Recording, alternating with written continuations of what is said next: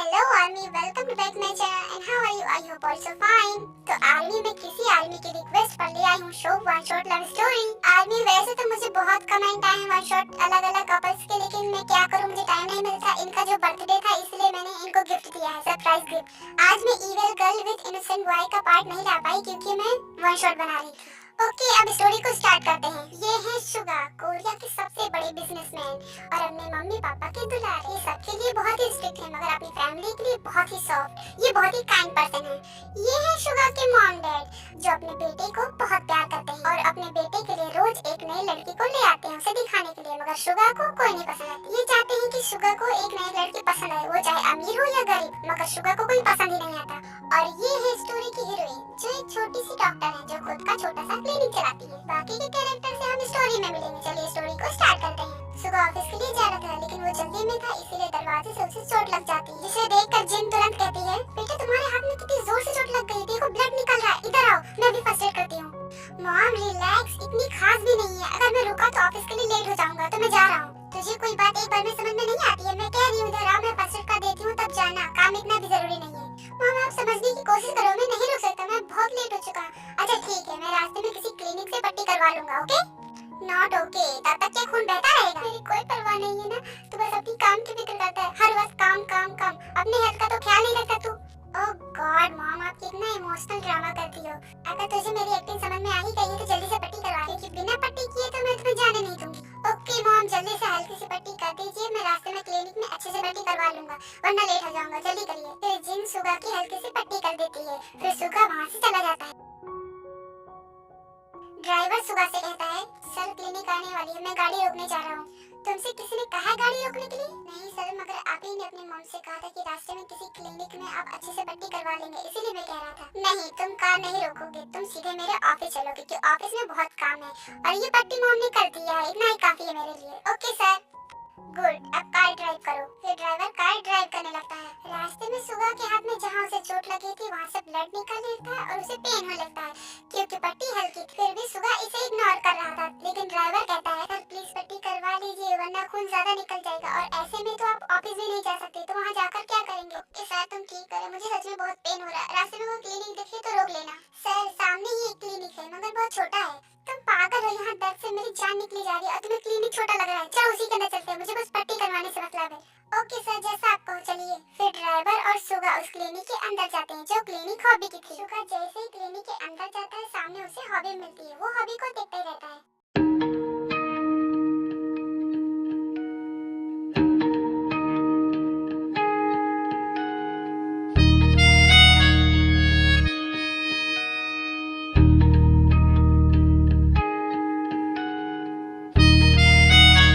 Sir sir, हाँ क्या है बोलो। सर डॉक्टर सामने ही, आप जल्दी से पट्टी करवा लीजिए। ओके मैं करवा लेता हूँ, तुम बाहर जाओ। पर क्यों सर, मैं आपके साथ रहता हूँ, मैं तुमसे कह रहा हूँ ना, तुम बाहर जाओ, मैं पट्टी करवा कर तुमसे बाहर ही मिलता हूँ। ओके सर, मैं जाता हूँ। फिर ड्राइवर क्लिनिक से बाहर चला जाता है। उसके बाद सुगा हॉबी को बुलाता है। एक्सक्यूज मी डॉक्टर, मेरे हाथ से बहुत ब्लड निकल रहा है, बहुत पेन भी हो रहा है, क्या आप मेरी पट्टी कर देंगी? सुगा की आवाज सुनकर हॉबी पीछे घूमती है।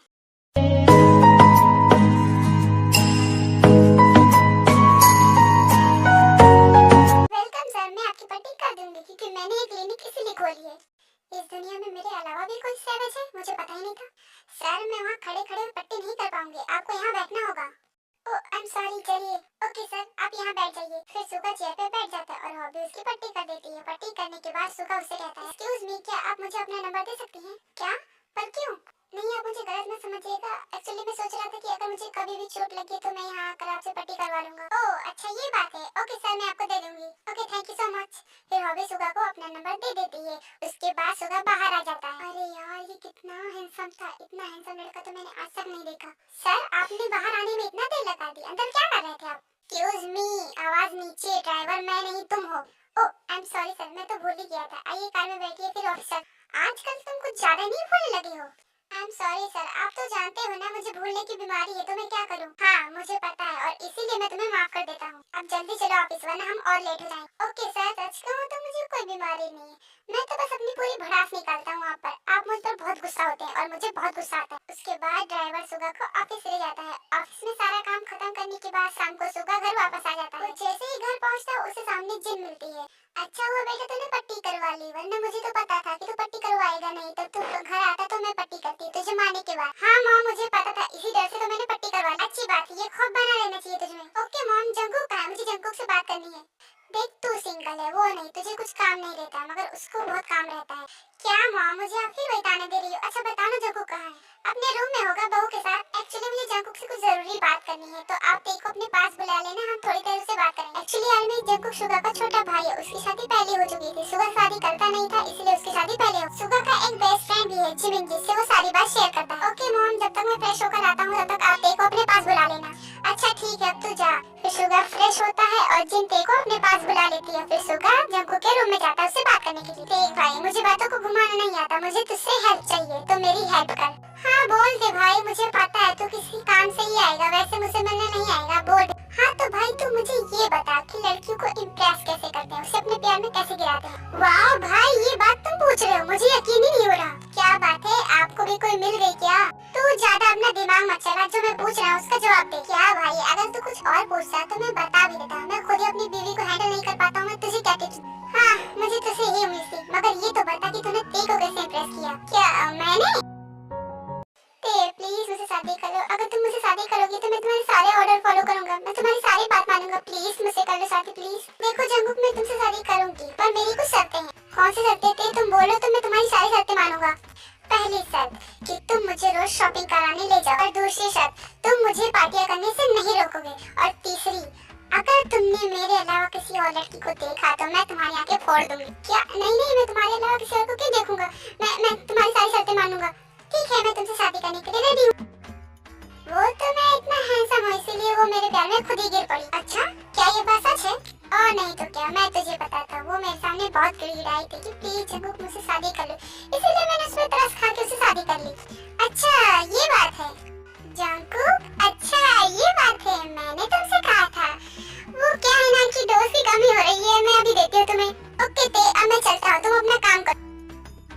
बेबी तुमने गलत सुना है, मैंने उससे कहा था कि मैं तुमसे गिड़गिड़ाया था, तुम नहीं। जंगकुक अब इस बातों का कोई फायदा नहीं है, तुम्हें डोज देना होगा वरना तुम बहकी बहकी बातें करने लगते हो। ओहो मेरा भाई अब तो गया, पर मुझे उसके लिए बुरा लग रहा है।